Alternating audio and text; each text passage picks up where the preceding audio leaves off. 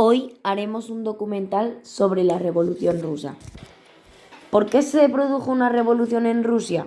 Vamos, que la Primera Guerra Mundial, afectó a todos los países que formaban parte de ella. Pero resulta que en el 1917 a Rusia le trajo, digamos, consecuencias más graves. Se generó una grandísima revolución que transformó por completo el sistema económico, político y social de toda Rusia. A la pregunta ¿por qué la primera revolución socialista se produjo en el país de los zares? La respuesta es: a comienzos del siglo XX, el imperio de los zares comprendía un vastísimo territorio. Vamos, casi toda la Rusia actual con un poquillo más, que seguían el absolutismo monárquico, en el que el zarismo, una autocracia, tenía como rey, entre comillas, el zar, con un poder absoluto sobre todo. Este gobernaba por decreto, vamos, que no seguía ninguna constitución ni respondía ante ningún parlamento.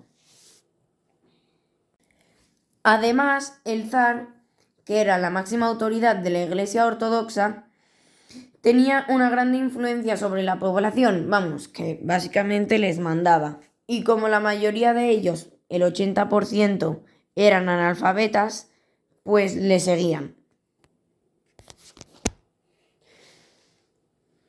Una fiel burocracia y un poderosísimo ejército tenían el control del imperio, mientras que la Iglesia ortodoxa, no católica, sino ortodoxa, constituía uno de los grandes pilares ideológicos del régimen.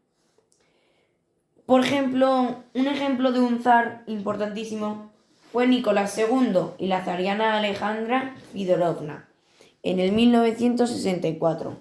Estos, que representaban todo el pueblo ruso, fueron aclamados como si fueran dioses, como si fueran divinidades, vamos, que tenían todo el poder. Más o menos parecido a lo que hacían los romanos con el emperador. A la pregunta ¿qué condiciones de miseria y desesperación condujeron a su población a la revuelta?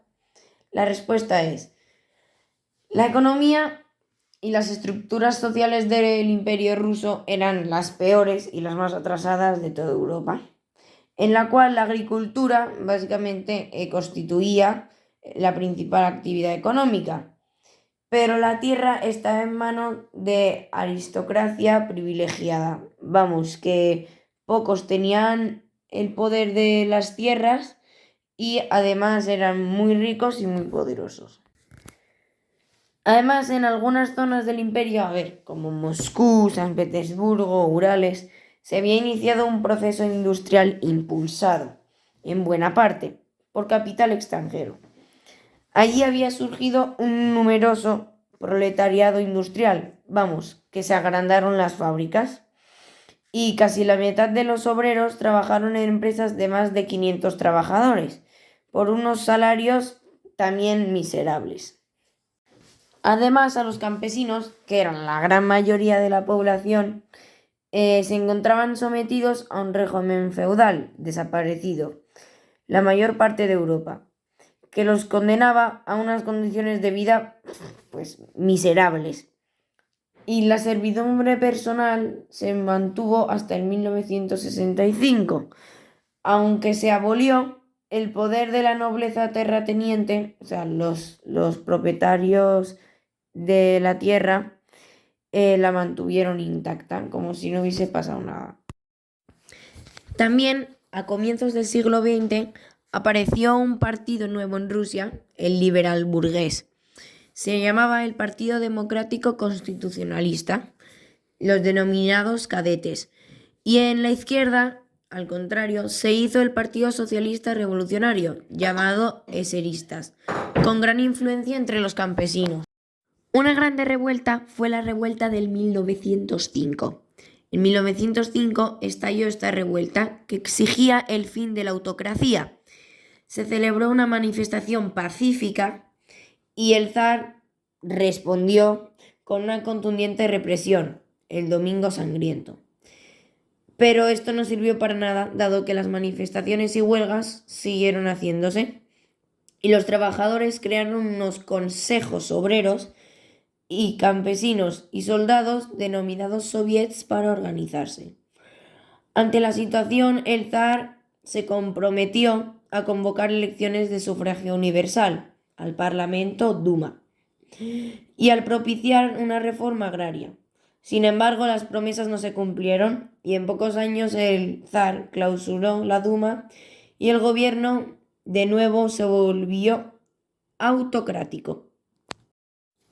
Ahora la coyuntura de la Primera Guerra Mundial. Como todos sabemos, en el 1914 empezó la Primera Guerra Mundial y cuando Rusia entró se vio claramente que no estaba preparada ni para una guerra tan larga, ni tan dura, ni tan cara, por unos factores. Uno, el ejército no estaba capacitado para esta guerra tan vasta.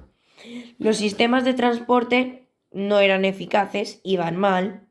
La industria y el armamento era poca, insuficiente, y los medios económicos estaban centrados en la guerra.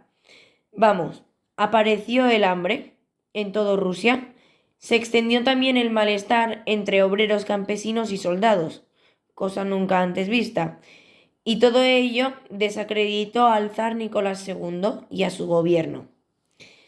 Y en plena guerra, los que oponían al zarismo aprovecharon, como por así decirlo, el bug, aprovecharon la oportunidad de acabar con el régimen y hacerse con el poder. El Imperio ruso en la Primera Guerra Mundial. La situación interna era desigualdad social, había bastante desigualdad. El gobierno era autocrático, que quería decir que el zar, el rey, tenía poder absoluto.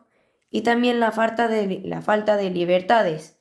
Vamos, que como el 80% eran analfabetas, se creían todo lo que decía el rey.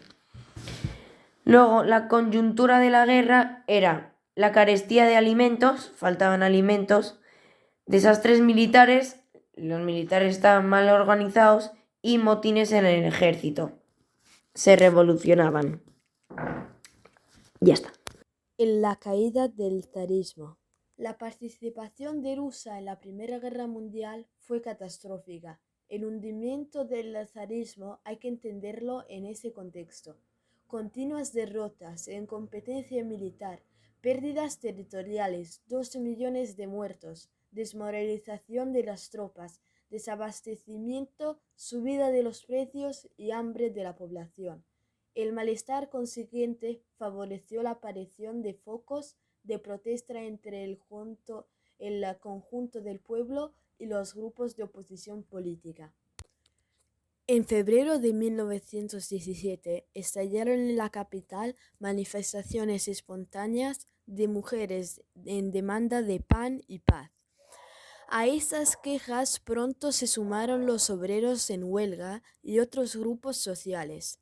La represión fue contundente.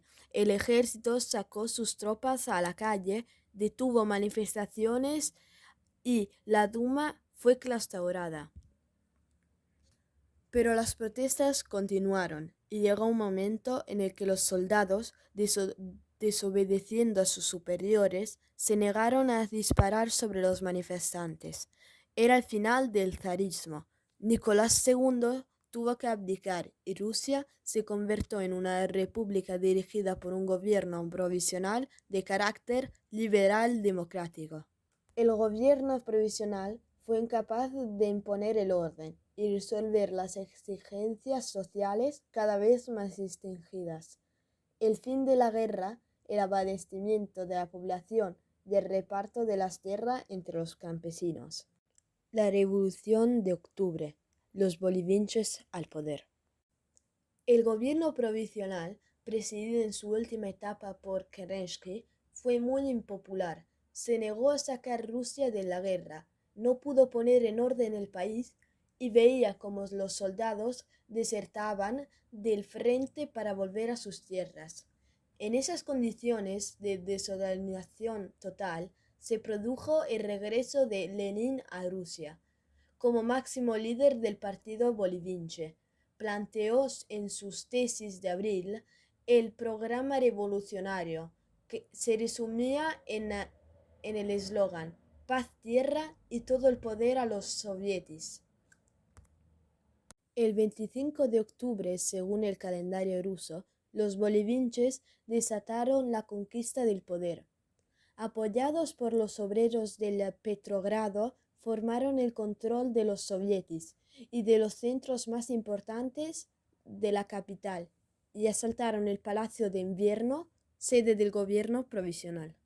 El poder pasó a un consejo de los comisarios del pueblo, presidido por Lenin y con destacados militares bolivianos como Trotsky y Stalin. Sus primeras medidas fueron las negociaciones de paz con Alemania, que llevaron a la firma del Tratado de Brest-Litovsk, marzo de 1918. La legalización de la entrega de la tierra a los campesinos era necesario para generarse a estos para que la revolución pudiese triunfar. Medidas de control de las fábricas por parte de los obreros.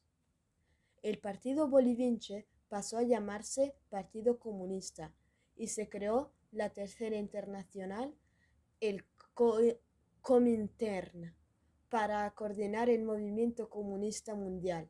Los grupos opositores, tanto de derecha como de izquierda, mencheviques y socialrevolucionarios, fueron gradualmente eliminados. El partido bolchevique. Su origen remonta al año 1898, con la fundación del Partido Obrero Socialdemócrata Ruso, de ideología marxista.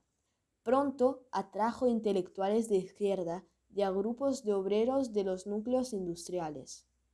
En el Congreso en Bruselas, 1903, se produjo la división del partido en dos tendencias: los mencheviques, o sea, los minoritarios, y los bolcheviques, los mayoritarios. Los mencheviques seguían el esquema clásico del marxismo occidental.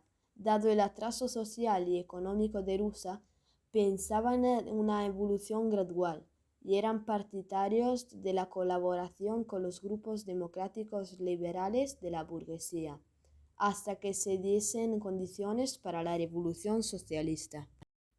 Bajo el liderazgo indiscutible de Lenin, la idea de partido de los bolcheviques era muy distinta. Se puede resumir en estos elementos: el partido como vanguardia del conjunto proletario. Está integrado por las revoluciones profesionales, organizadas según un modelo centralizado y bajo disciplina férrea. Define la insurrección como forma de lucha y reivindicación política. Es el contrario a establecer las alianzas con la burguesía para derrotar al zarismo. A principios de 1918, en Rusia comenzó una cruel guerra civil que enfrentaba a los bolcheviques, que estaban en el poder y que formaban el llamado Ejército Rojo, y los partidarios de la vuelta del zarismo y los burgueses, que formaban el Ejército Blanco. En el verano de ese mismo año, el Ejército Rojo ejecutaba al zar Nicolás II y a su familia. La guerra civil duró 3 años y fue toda una masacre, y ganaron los bolcheviques, que como resultado endurecieron la forma de gobernar. El poder del Partido Comunista de la Unión Soviética, o PCUS, era total y se nacionalizó la industria, las tierras, y se organizó una policía política que perseguía a los que no querían la revolución. En 1922 se confirmó la creación del Estado Federal, la Unión de las Repúblicas Soviéticas. Cada república conservaba cierta independencia y características como el idioma, pero el partido, el ejército, la economía y las relaciones exteriores decidía el Soviet Supremo. La Constitución de la URSS estableció el poder de los soviets o asambleas de diputados de los trabajadores y la base de la economía con el sistema socialista contra la explotación capitalista y la propiedad privada.